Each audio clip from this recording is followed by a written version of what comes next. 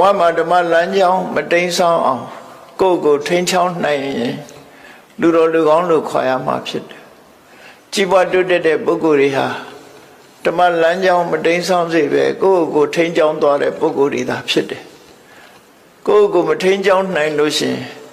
ဘဝခရီးကြီးဟာဖြောင့်မြူးမှာမဟုတ်ဘူးစဉ်းစားကြည့်ပေါ့ဟိုက်ဝေးလမ်းမကြီးပေါ်မှာကားမောင်းနေတာတောင်ကြရွရစိုက်မမောင်းဘူးနော်တတိလွတ်သွားပြီဆိုလို့ရှင်တိမ်ဆောင်သွားလို့ထိန်းချောင်းမှုလွတ်သွားတာနဲ့တပြိုင်နက်အသက်ပါဆုံးရှုံးသွားကြတာဒီအများကြီးအဲ့တော့ရှင်တစ်ခုကိုမထိန်းချောင်းနိုင်လို့တိမ်ဆောင်သွားလို့ခံရရင်ဒီတဘဝပဲဖြစ်တယ်ဓမ္မလမ်းကြောင်းကိုမထိန်းချောင်းနိုင်လို့တိမ်ဆောင်သွားမယ်ဆိုလို့ရှိရင်တန်တရားတစ်ခုလုံးမှာဒုက္ခရောက်သွားနိုင်တယ်ဘဝမှာအချိန်ချင်းတွေ့ရမယ်ဆင်းရဲဒုက္ခတွေအဲ့ဒီအခြေအနေတွေကိုမြတ်စွာဘုရားဟောပြောဆုံးမထားတာဖြစ်တယ်အဲ့တော့ဒေသနာတော်လေးတစ်ပုဒ်ကိုနားကြည့်လိုက်ဒီမှာဟောထားတဲ့ဒေသနာတော်ထဲမှာဓိသောဓိတံယန္တံကရိယာဓိသောဆိုတာလူဆိုးတယောက်လူဆိုးဆိုတာအကောင်းမလုပ်ဘူးအမြဲတမ်းဆိုးဖို့တွေးနေတာဖြစ်တယ်စာပေမှာတော့တခိုးလို့ဘာသာပြန်တယ်နော်တခိုးလို့ဘာသာပြန်တာအဲ့တော့လူဆိုးလို့ဘာသာပြန်တာပို့ကောင်းတယ်တခိုးကခိုးယုံခိုးတာမျိုးဖြစ်တတ်သေးတယ်ခါလေဓိသောဓိတံယန္တံကရိယာခိုးတတ်တဲ့အကျင့်ဆိုးတဲ့လူဆိုးတယောက်ဟာအလားတူလူဆိုးတယောက်ကိုတွေ့ပြီဆိုရင်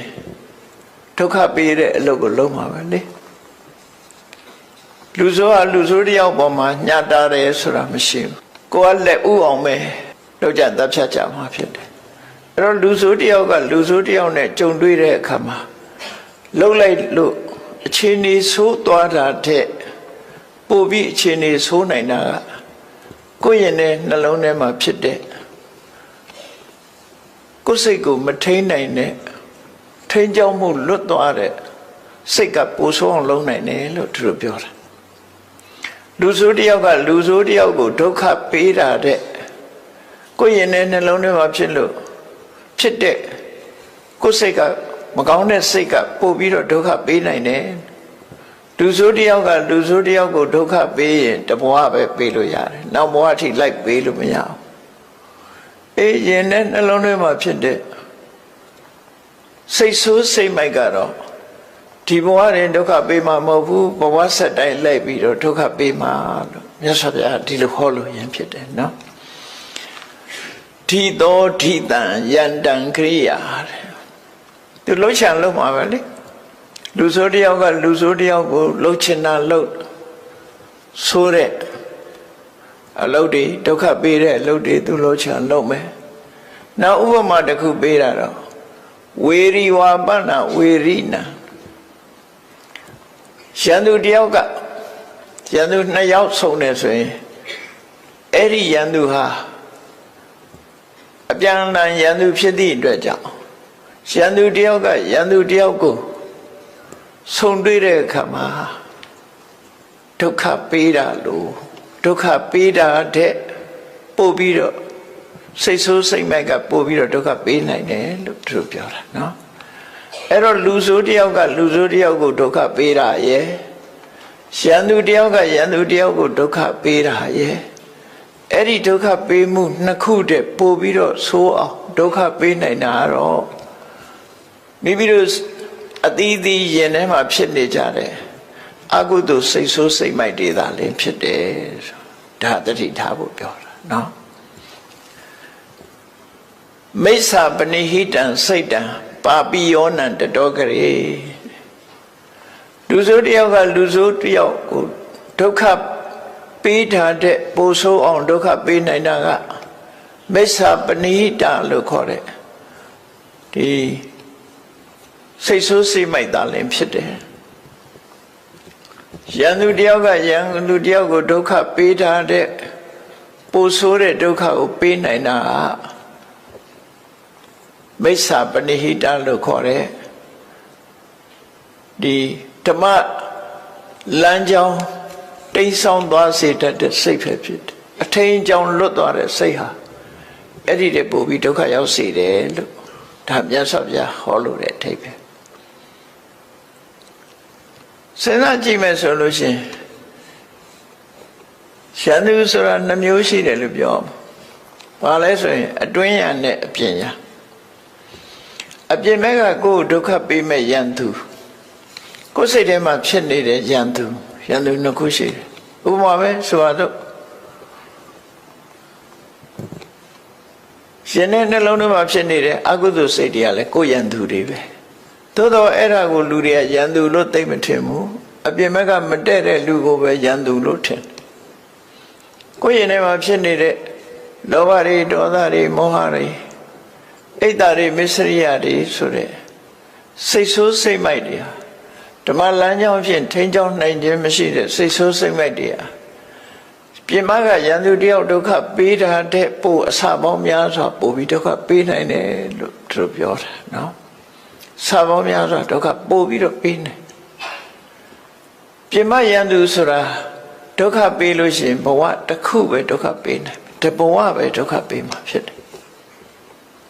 နောက်ဆုံးမှသူဒုက္ခပေးလို့အသက်ဆုံးသွားရရင်တဘဝပဲအသက်ဆုံးမယ်နောက်ဘဝထိအောင်သူလိုက်ပြီးတော့ဒုက္ခမပေးဘူးသို့တော့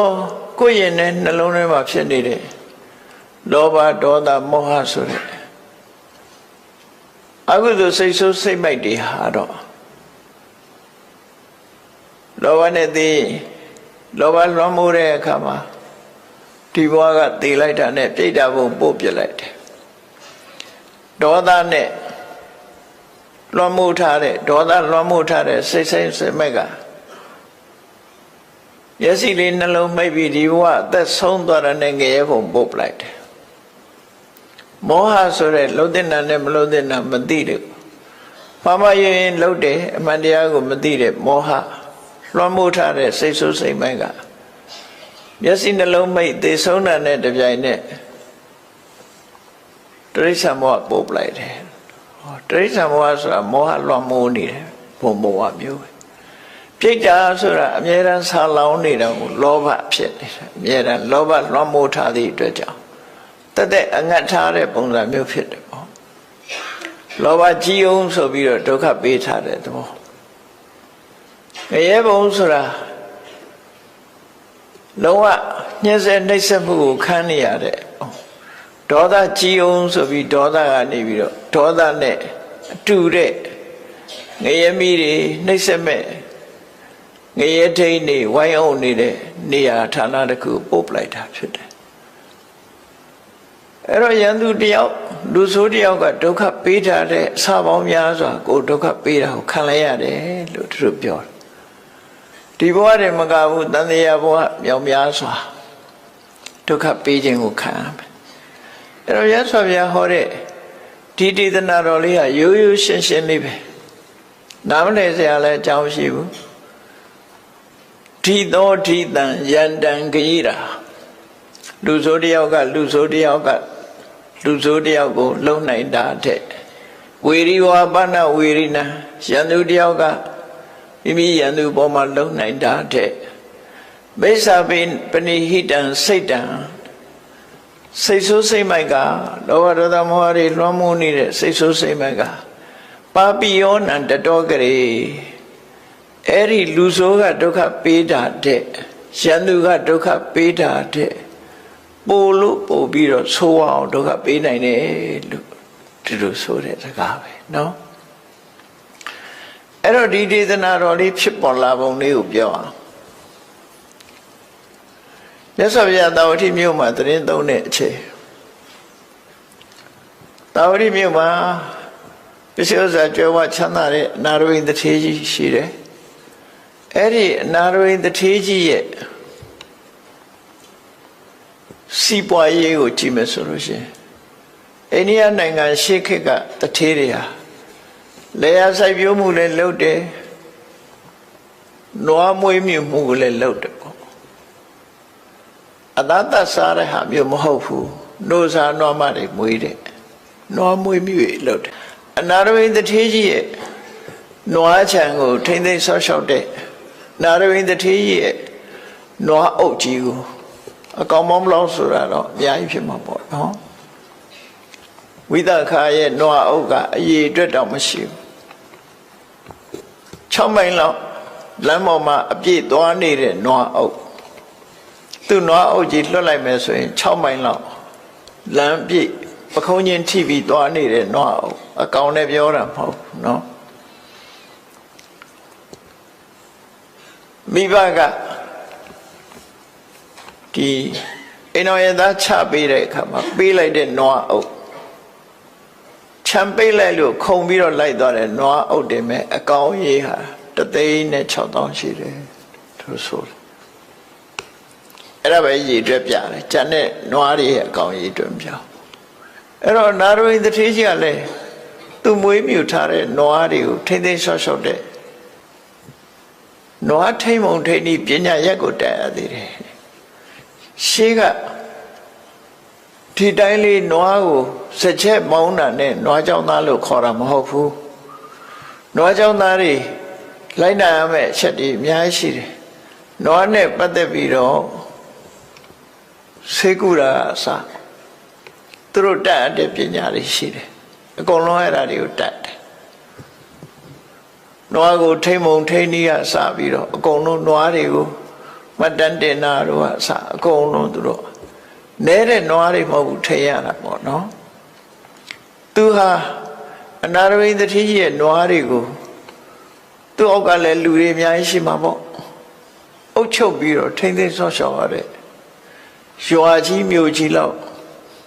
နေရာကြီးတစ်ခုမှာထိမ့်သိမ်းဆော့ရှော့တဲ့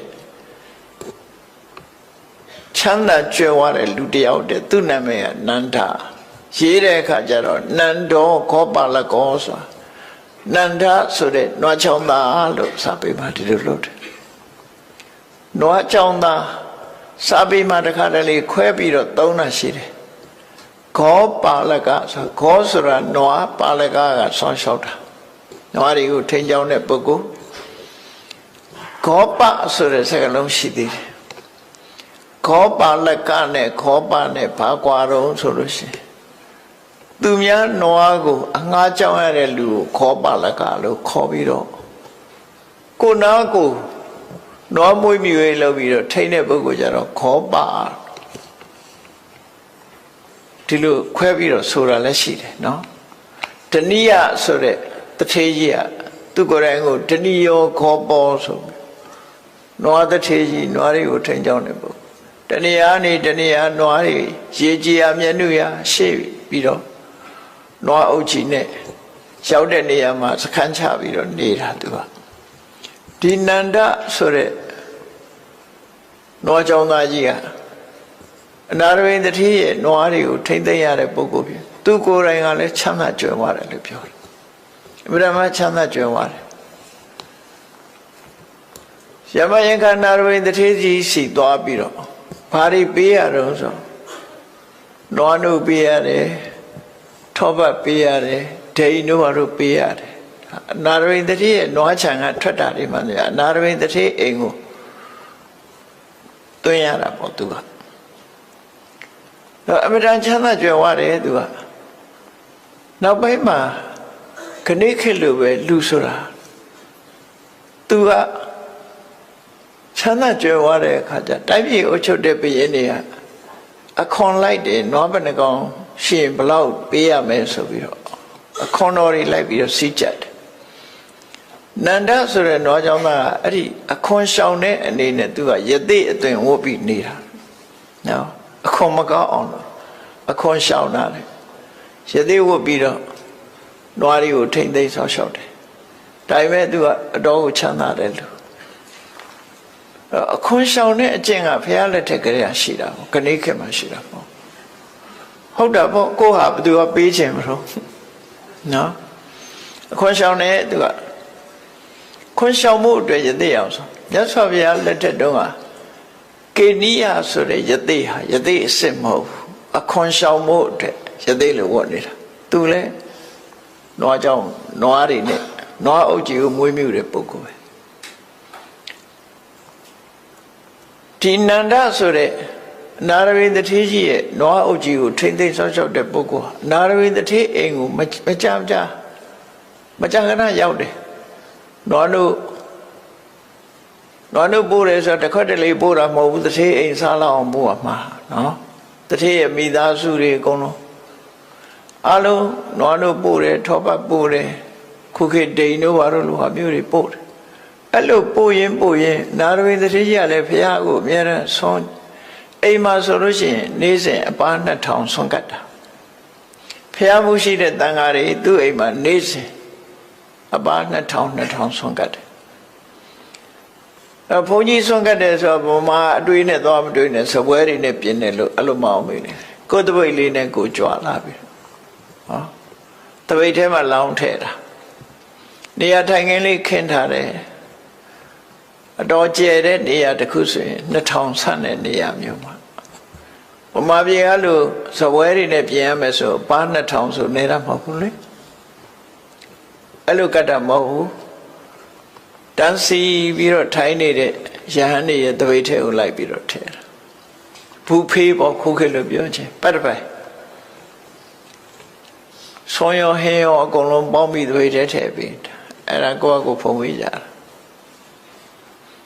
အဲ့ဒါလို့နေ့စဉ်ပါ2000ကတ်တာနန္ဒဆိုတဲ့နာရဝိတထေးအနွားတွေကိုထိမ့်သိမ်းဆောက်ရှောက်ရတဲ့ပုဂ္ဂိုလ်ဟာနာရဝိတထေးကြီးစီမကြမ်းမတရောက်တဲ့အခါဖះကြွလာတဲ့ကျုံတို့တရားနာရတယ်ရှင်တွေကသရတရားတွေဖြစ်တယ်မြတ်စွာဘုရားကိုပင့်တယ်သူ့နှချမ်းကြွဖို့ပေါ့နော်နှချမ်းကုန်းကြွဖို့မြတ်စွာဘုရားပင့်မြတ်စွာဘုရားကရုပ်တရက်မကြွဘူးဘာကြောင့်မကြွတော့ဆိုရင်ဖះဆိုတာသူစီကြွရင်သူ့အတွက်ဘာလုပ်ပေးနိုင်မလဲဒါကြည့်တယ်ငါသွားလို့သူစီကသူ့ကိုဘာလုပ်ပေးနိုင်မလဲကြည့်တာနော်သူစီကနွားတို့တောက်ချင်လို့တော့မသွားဘူးသူ့ဘာလုပ်ပေးနိုင်မလဲငါရောက်လို့တရားဟောရင်သူတရားတို့ရနိုင်မလားဆိုအဲ့ဒါပဲကြည့်တာမြတ်စွာဘုရားကြည့်တော့သူဟာတရားတော့ရှိတယ်ဒါပေမဲ့အသိဉာဏ်ကမထက်မြက်သေးဘူးမထက်မြက်သေးလို့မရင်ချက်သေးဘူးလို့ဆိုတာမရင်ချက်သေးလို့မြတ်စွာဘုရားသူ့နှချမ်းကုန်းဘယ်တော့မှမကြွားဒီတိုင်းပဲနေနောက်တရက်တော့မြတ်စွာဘုရားအဲ့နှချမ်းကုန်းဘက်ကတောတွင်တောအုပ်တစ်ခုရောက်သွားပြီအဲ့ဒီမှာသံဃာတွေနဲ့သတင်းသုံးနေတယ်နှချမ်းကုန်းနဲ့အနီးပါဆိုတော့နန္ဒဆိုတဲ့နာရဝိတထေးရဲ့နွားတွေကိုထိမ့်သိမ်းတဲ့ပုဂ္ဂိုလ်ကဖရာဒီနာကြွလာတယ်ဆိုတာကိုသတင်းကြတာနဲ့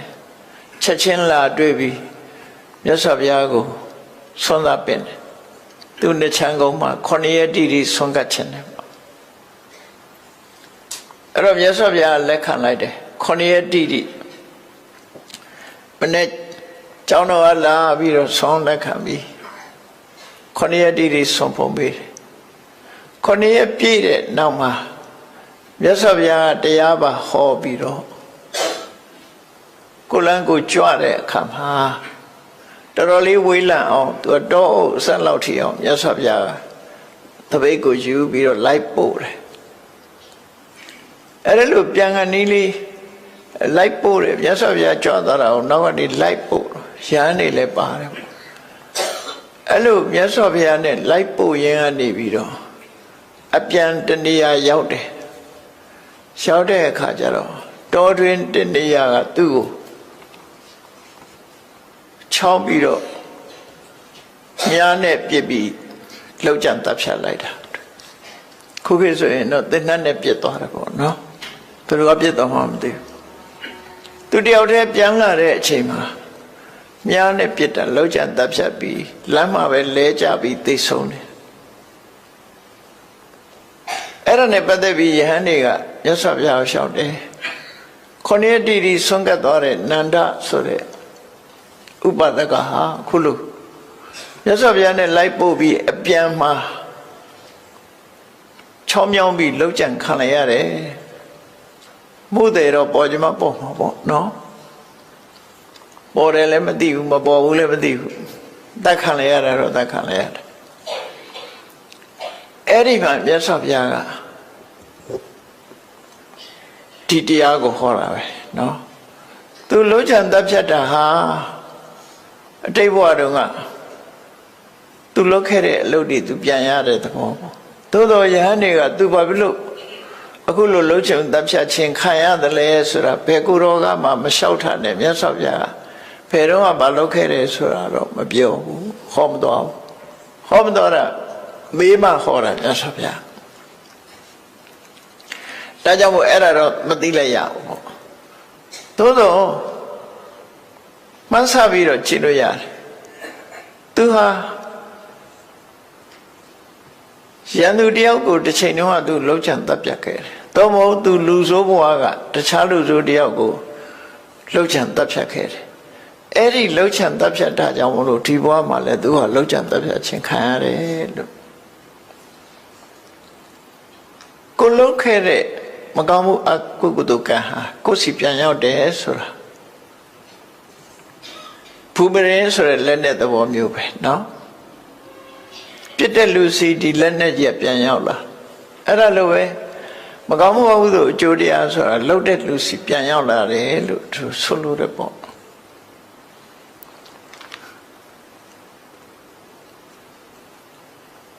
ကောင်းတာတွေလှုပ်သွားရခြင်းဟာသူ့ဘဝမှာတော့အမြတ်ပဲသို့တော့အကြောင်းမဲ့တော့သူကလှုပ်ချံတပ်ဖြတ်တာခံရတာမဟုတ်ဘူးသူလှုပ်ခဲ့တဲ့အကုသိုလ်ကံကြွေးကိုပဲသူဆက်ရတာဖြစ်တယ်ရှင်မမောဂလမထေရကြီးတောင်မှအကျွေးဆက်ရတယ်လေတစ်ချိန်တုန်းကမိဘနှစ်ပါးကိုသူလှုပ်ချံတပ်ဖြတ်ခဲ့တယ်အဲ့လိုလှုပ်ချံတပ်ဖြတ်ခံခဲ့သည့်အတွက်ကြောင့်ဘုရားကယာနာကကာလတိလာဆိုတဲ့ကြောက်တောင်တပါးတဲ့နေတဲ့အချိန်ခိုးသား900ဝိုင်းပြီးတော့ရှင်မမောဂလန်ကိုဝိုင်းပြီးတော့ရှိုက်ပုတ်ထုနဲ့အယိုးတွေထီအောင်ကြေမွအောင်လုပ်ပြီးတော့ခြုံမော်ပစ်ထားလိုက်တာဟောခြုံမော်ပစ်ထားရတာဘယ်သူတွေလောက်ကြံတပ်ဖြတ်သွားတယ်ဆိုတာတော့နောက်ပိုင်းမှာပေါ်တယ်သူတို့ခိုးသား900လူဆို900ပူပေါင်းပြီးတော့လှုပ်သွားတာလက်ထောက်ချတာဘယ်သူချတာတော့ဘယ်သူကခိုင်းတာတော့ဆိုတာတွေလည်းပေါ်တယ်ပေါ့နောက်ပိုင်းတော့အဲ့တော့ခုစကားအနေနဲ့ဒီဘဝအနေနဲ့ပြောလို့ရှိရင်တော့ရှင်မမောဂလန်လှုပ်ကြံခံရတော့လည်းပဲဒီလိုပဲလှုပ်ကြံတပ်ပြတ်ခံလိုက်ရတယ်လို့တရင်အနေနဲ့ပါမှာပဲအလုံးသိကြမယ်သို့တော့သူဘာလှုပ်ခဲ့လို့ဒီလိုခံရတယ်ဆိုတာကိုတော့မြတ်စွာဘုရားကပဲဟောပြတာနော်တိတ်တုန်းကသူလှုပ်ခဲ့တယ်အဲ့ဒီလှုပ်ခဲ့တာကိုသူအကျွေးဆက်ရတာပဲဖြစ်တယ်လောကမှာကိုလှုပ်ခဲ့တာကိုအကျွေးဆက်ကြရမှာဖြစ်တယ်ဒါကြောင့်ဓမ္မလမ်းကြောင်းကတိတ်ဆောက်မသွားအောင်ကိုထိန်းချောင်းမှုလိုတယ်လို့ဆိုတာအဲ့ဒါပြောတာကိုတခုအမှားလုပ်ခဲ့လို့ရှင်အဲ့ဒီအမှားလုပ်ခဲ့လို့တစ်ဖက်သားမှာဒုက္ခရောက်သွားပြီဆိုလို့ရှင်အဲ့ဒီဒုက္ခကိုစီပြန်ရောက်လာမှသိချတယ်ပေါ့အဲ့ဒါကိုမြတ်စွာဘုရားဟောတာထိသောထိတံယန္တံဂိရာဝေရိဝါပနဝေရိနံလူဆိုတယောက်ကလူဆိုတယောက်ကိုဒုက္ခပေးနိုင်တာတဲ့ရန်သူတယောက်ကရန်သူတယောက်ကိုဒုက္ခပေးတာတဲ့ကိုယ်တဏ္ဍာမှာဖြစ်တဲ့လောဘဒေါသမောဟစသည်အကုသိုလ်တွေလွှမ်းမိုးထားတဲ့မကောင်းတဲ့စိတ်ဓာတ်ကပို့ပြီးတော့ဒုက္ခပေးနိုင်တယ်တဲ့အဲ့ဒါကိုသတိထားရမယ်လို့သူဆိုလို့တယ်နော်မြတ်စွာဘုရားရဲ့အဆုံးအမတရားတော်တွေဟာစိတ်ကိုဗဟုပြုပြီးဆုံးမတာဖြစ်တော့ကြောင့်ကိုယ်စိတ်ကိုထိမ့်သိမ့်နိုင်ရမယ်မကောင်းတဲ့ဘက်မရောက်အောင်ကိုယ်ထိမ့်သိမ့်နိုင်ရမယ်လို့ဆိုအဲ့ဒီထိမ့်သိမ့်တဲ့နည်းတွေကိုလည်းပဲမြတ်စွာဘုရားဟောထားတာပဲမထိမ့်သိမ့်ဘူးဆိုလို့ရှိရင်လွန်ကျူးမှုထီအောင်ဖြစ်တာဆိုပါစို့လိုချင်စရာအာယုန်နဲ့တွေ့ပြီဆိုရင်လိုချင်စိတ်ကဖြစ်လာမှာပဲမုန်းတိစရာအာယုန်နဲ့တွေ့ရင်အမုန်းစိတ်ကဖြစ်လာတာပဲအမှန်စဉ်းစားလို့မသိနိုင်တဲ့တွေးဝေးစရာအာယုန်နဲ့တွေ့ရင်လည်း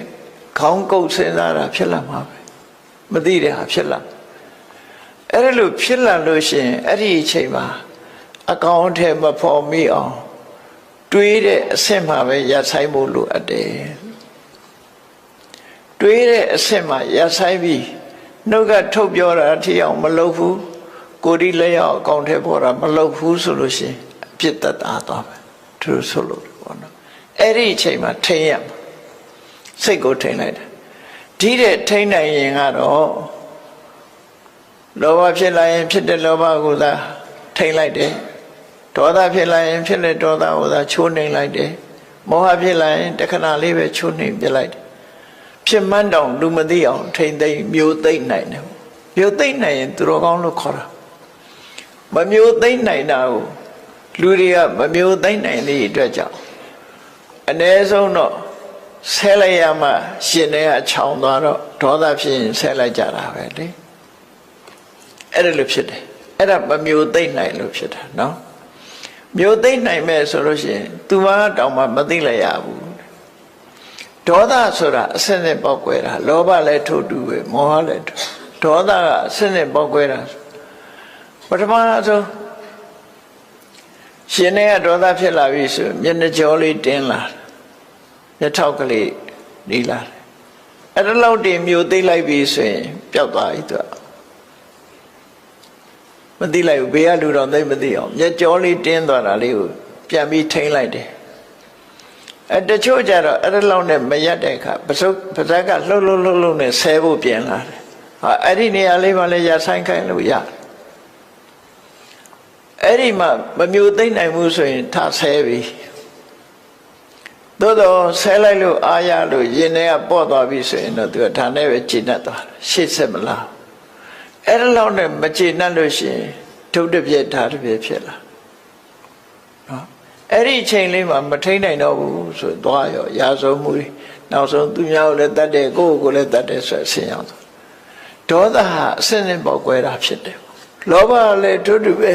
ပေါက်ကွဲလာတတ်တဲ့သဘာဝတရားတွေကိုအာယုံစိုက်ပြီးတော့ကိုယ့်ကိုထိမ့်သိမ်းဆော့ရှောင်နေရအဲ့ဒီလိုမထိမ့်သိမ့်မဲနဲ့ပြစ်ထားတာကိုမိစ္ဆာပနိဟိတလို့ခေါ်တယ်ကိုယ်စိတ်ကိုမထိမ့်မဲနဲ့ထားလို့ရှိမှန်မှန်ကန်ကန်မစင်စားပဲနဲ့ဒေါသကိုမြောက်ပေးတဲ့စဉ်းစားမျိုးမစဉ်းစားရဘူးငါတို့ကမဟုတ်မခံဘူးကွာဆိုတဲ့ဟာမျိုးမတွေးရဘူးနော်မဟုတ်လေတိခဏအောင်ခံမယ်ဆိုတဲ့အတွေးပဲတွေးရငါတို့ကမဟုတ်မခံဘူးဟုတ်ရင်တော့ခံရလားဆိုဟုတ်ရင်ဒါမခံသေးပြောတော့လူတွေကမဟုတ်မခံဟုတ်ရင်ရောဆိုတော့ဟုတ်ခံဟုတ်လည်းမခံဘူးဟုတ်လည်းမခံဘူးမဟုတ်လည်းမခံဘူးနားတော့ကောင်းတော့မဟုတ်မခံပေါ့အဲ့ဒါလို့ဖြစ်တယ်အဲ့ဒါလို့ထိမ့်သိမ်းဆောက်ရှောက်ရမယ်ထိမ့်သိမ်းဆောက်ရှောက်မှုမပြုတ်လို့ကာယကမြောက်ဝစီကမြောက်လွန်ကျွမ်းမိသွားပြီဆိုရင်ဒီအပြစ်တွေဟာကိုယ်စီပြန်ရောက်လာတော့မှာပဲကိုလုံးလိုက်တဲ့အပြစ်တွေကကိုယ်စီပြန်ရောက်လာဒီလိုမြတ်စွာဘုရားဟောခဲ့တာဖြစ်တယ်နော်ဒီဒေသနာတော်ကိုဟောလို့သဘောကျပြီးကိုယ့်ကိုထိမ့်သိမ်းဆောက်ရှောက်သွားကြလို့ရှိရင်တကယ်လူတော်လူကောင်းပဲဖြစ်မယ်ပေါ့အဲ့တော့ကိုယ်စိတ်ကိုထိန်းရမယ်ဆိုတဲ့သဘောမြတ်စွာဘုရားသူများကိုထိမ့်သိမ်းတာတဲ့ကိုယ်စိတ်ကိုထိမ့်သိမ်းမှုလိုအပ်တယ်ဆိုတာဟောပြမယ်ဖြစ်တယ်နောက်ဒေသနာတော်တစ်ပုဒ်ကိုကြည့်ကြအောင်ဆိုနတ္တမာတာပိတာကယေရာဝိအညေဝါပိစညာတကာသမ္မာပဏိတံစိတ်တံသေယသောနံတတောကရေတဲ့ဒါတော့သမ္မာပဏိဟိတဆိုကိုယ်စိတ်လေးကိုကောင်းအောင်ထားနိုင်ပြီဆိုလို့ရှိရင်တဲ့အဲ့ဒီကောင်းကောင်းပြုပြင်ထားတဲ့စိတ်လေး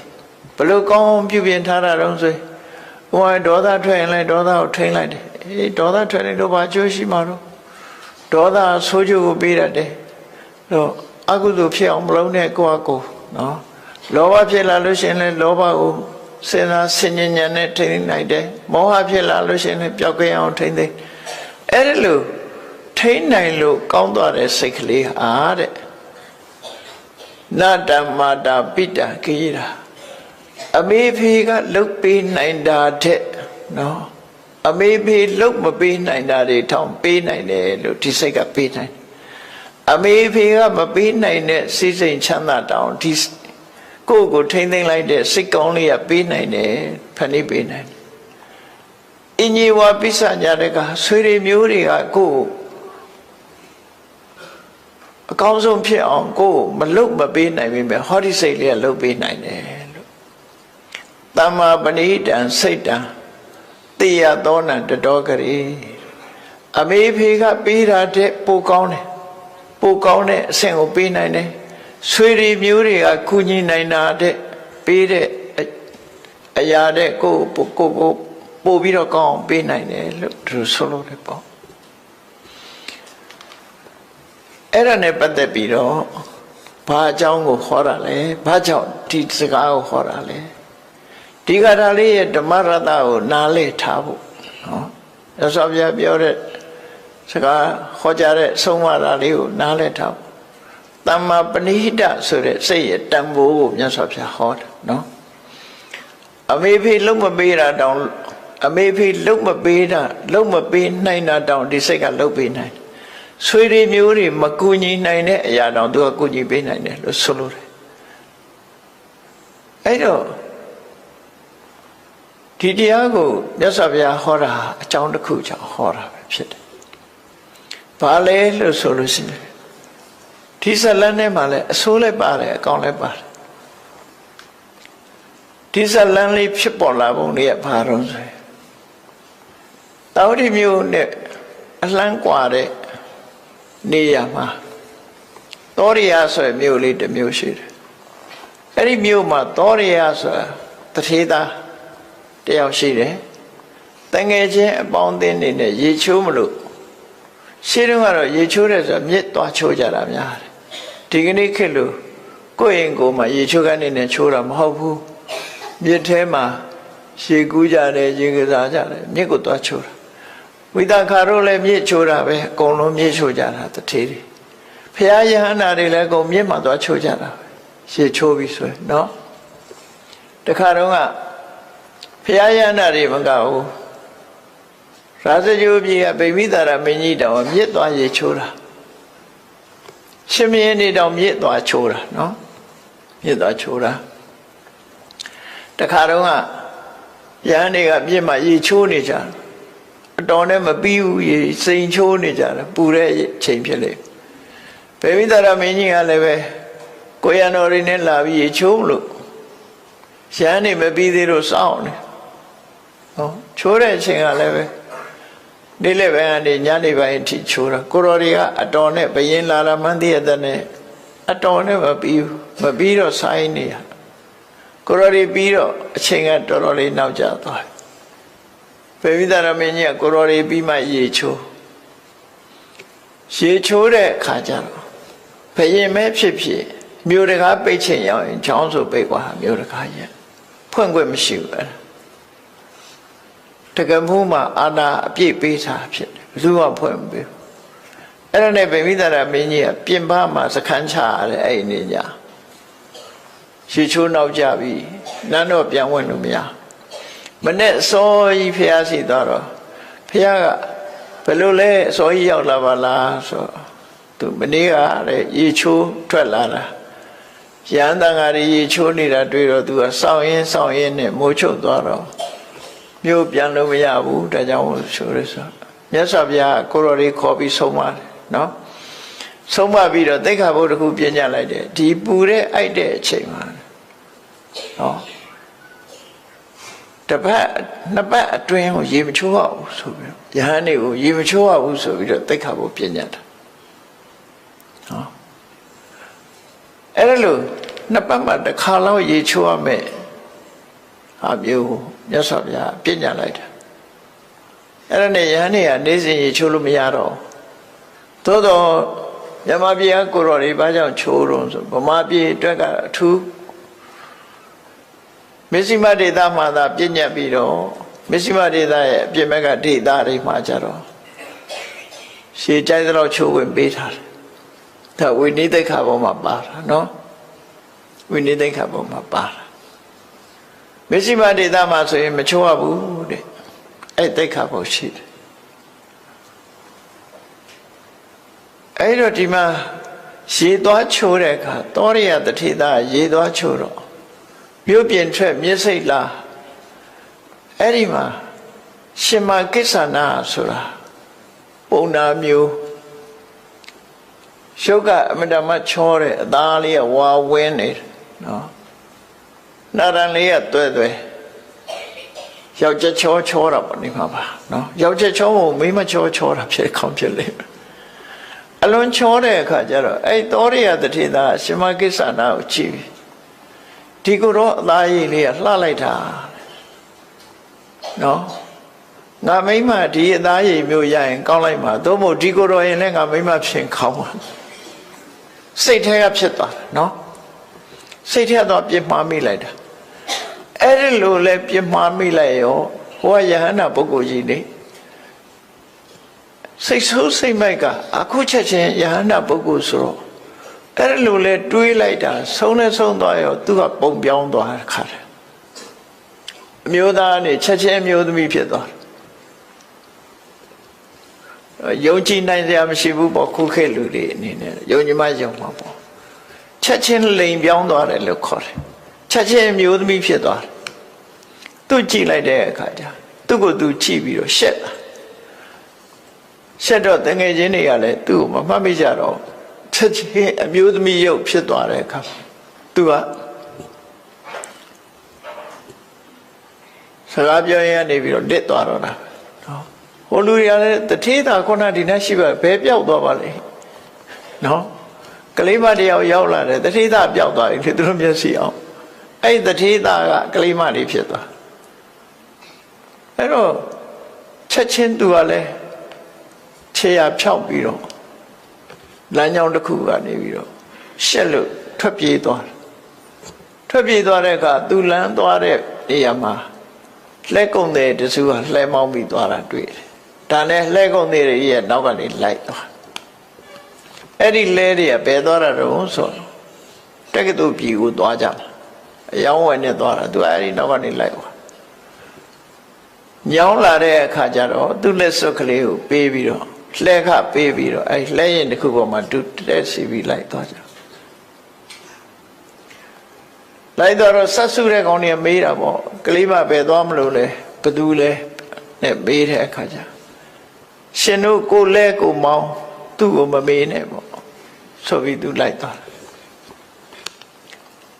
လဲသမားတွေကစဉ်းစားတယ်တဲ့စားရဲပါတာပဲပြောတာနော်စားရဲပါတာလဲစာရေးရလဲအကောင်ဆိုတော့ဒီကလေးမလေးကချောချောလေးဒီငါတို့တက္ကသိုလ်ပြည်ကတထေးသားကလည်းလူပြိုကြီးပဲရှိသေးတယ်ဟာငါတို့တထေးသားနဲ့တော်တယ်ပေါ့ဒီကလေးမလေးငါတို့တထေးသားနဲ့တော်တယ်ဆိုပြီးတော့တင်းခေါ်သွားပြီတထေးသားစီပို့လိုက်ကြတာသူတို့ကလှမ်းပြီးတော့သတင်းပို့တယ်တယ်လီဖုန်းနဲ့ဆက်တာတော့မဟုတ်တော့ဘူးသတင်းပို့တယ်ဒီ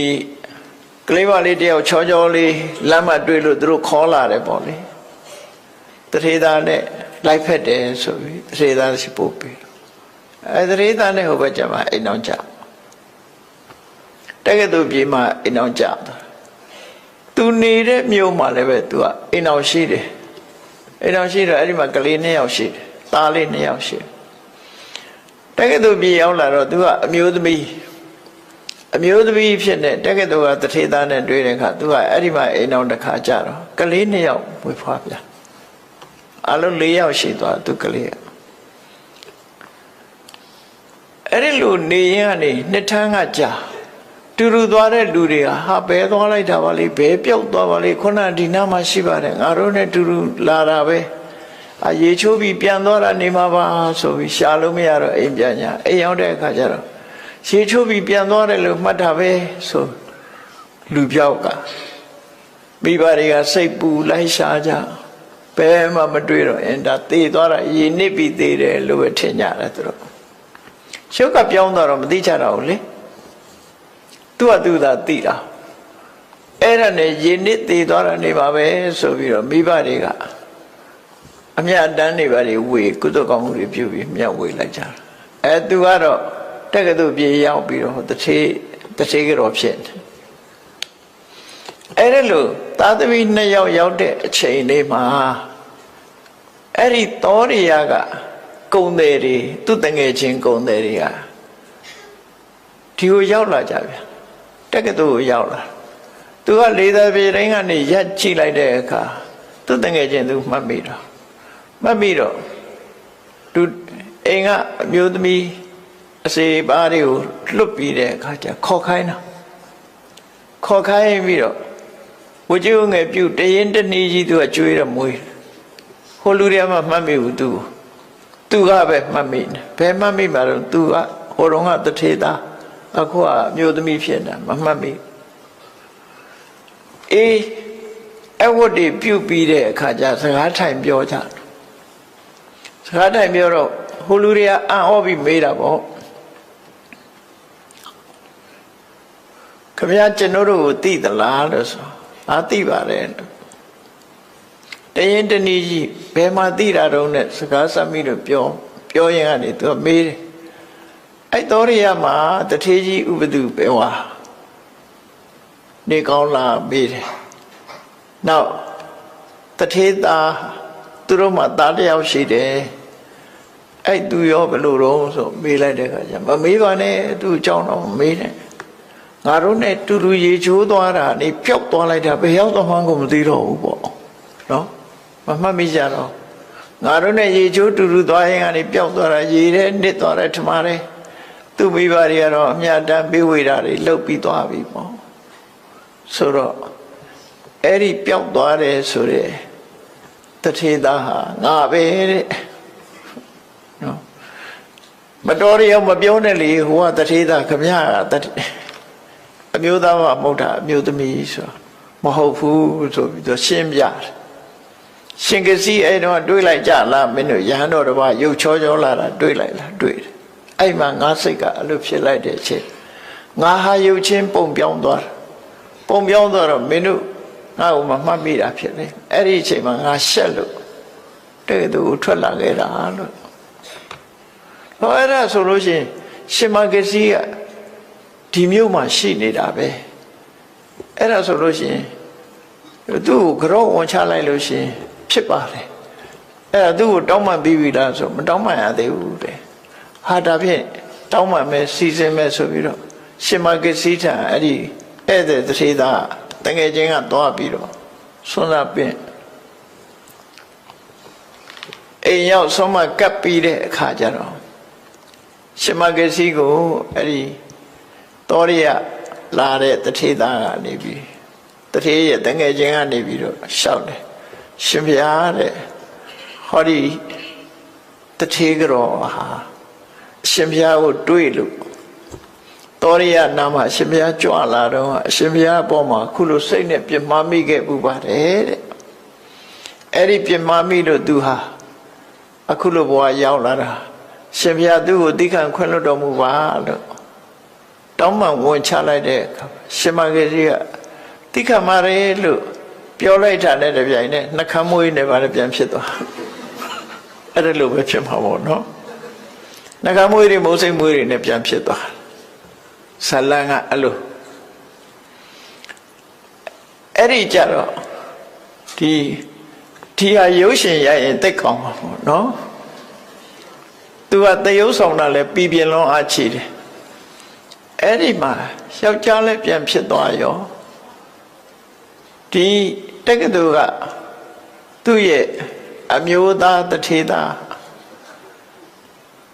နေအောင်စလုံးတငယ်ချင်းလို့ဖြစ်သွားတော့ဒီမှာပဲဆက်နေပါပေါ့မထူပါဘူးသူနဲ့အကြောင်းပြုပြီးရထားတဲ့ကလေးလေး2ယောက်ရှိသူကအဲ့ဒါဘယ်လိုပြောတော့ဆိုလူဘွားကြီးတော့မင်းငါလည်းစဉ်းစားကြည့်တဲ့ငါဟာလူဘွားရလာတာအမျိုးသားဖြစ်လိုက်အမျိုးသမီးဖြစ်လိုက်နဲ့ပြီးတော့အမျိုးသားပြန်ဖြစ်လိုက်နဲ့ဆိုငါဘွားဟာရှက်စရာတွေအရှက်တွေကုန်ပြီပေါ့လေငါဟာလူဘွားမှာ7နေဘူးရဟန်းဟောတော့မှာဖြစ်တယ်ဒီသားလေး2ယောက်မင်းတောင်းအောင်မယ်မိမဲ့ထိန်သိဆောင်းလျှောက်တော့ဆိုသူသားလေးတွေဖက်ပြီးခေါင်းကိုနမ်းပြီးတဲ့အခါမှာအနန္ထားခဲ့ပြီရှင်မဂစီထံမှာသင်္ကန်းဝတ်လိုက်တာရဟန်းပြုသွားတယ်ပေါ့အဲ့ဒီချိန်မှာနော်အဲ့တော့ဘဝဟာတော်တော်ကိုစမ်းကြဲတဲ့ဘဝမျိုး ခြုံတွေးရတာဖြစ်တယ်အဲ့ဒီလိုရောဖြစ်နိုင်သလားလို့ဆိုဖြစ်နိုင်တယ်ပေါ့နော်တာမန်အနေထားတယောက်တော့မှမြတ်စွာဘုရားဟောတာတဲ့ရှိခေတ္တလိမ်ပြောင်းတယ်ဆိုတာရှိတယ်အဲ့နေရင်ကနေပြီးတော့ယဟန်တော်တစ်ပါးဟာလိမ်ပြောင်းသွားတယ်မနေ့မိုးလင်းတဲ့အခါကျတော့အမျိုးသားဘဝနဲ့အမျိုးသမီးဖြစ်သွားအဲ့ကြတော့ဘိက္ခုနီတွေစီသွားနေရတယ်သူဟာအရင်တော့ဘိက္ခုတွေစီမှရခံအဲ့ပြဿနာပေါ်လာတဲ့အခါမြတ်စွာဘုရားဆုံးမပေးတယ်ဆုံးဖြတ်ပေးတယ်ပေါ့အေးထပ်ပြီးတော့ယဟန်ခံကြမလို့ဘူးယဟန်ဘဝတုန်းကယဟန်ခံထားတဲ့အတိုင်းပဲဘိက္ခုနီတွေစီပဲပြောင်းပြီးတော့နေတော့လို့အဲ့လိုခွင့်ပေးဘူးတယ်ဘိက္ခုကလည်းဘိက္ခုနီဖြစ်သွားတာပဲနော်လိမ်ပြောင်းသွားတာမျိုးတွေဖြစ်တတ်တယ်တဲ့ဒီသတိသားကတော့အမျိုးသားဘဝနဲ့အမျိုးသမီးဖြစ်တောင်းမှလိုက်တဲ့အခါကျတော့အမျိုးသမီးဘဝနဲ့အမျိုးသားပြန်ဖြစ်ဒီလိုပြန်ဖြစ်တာလောကကြီးဟာ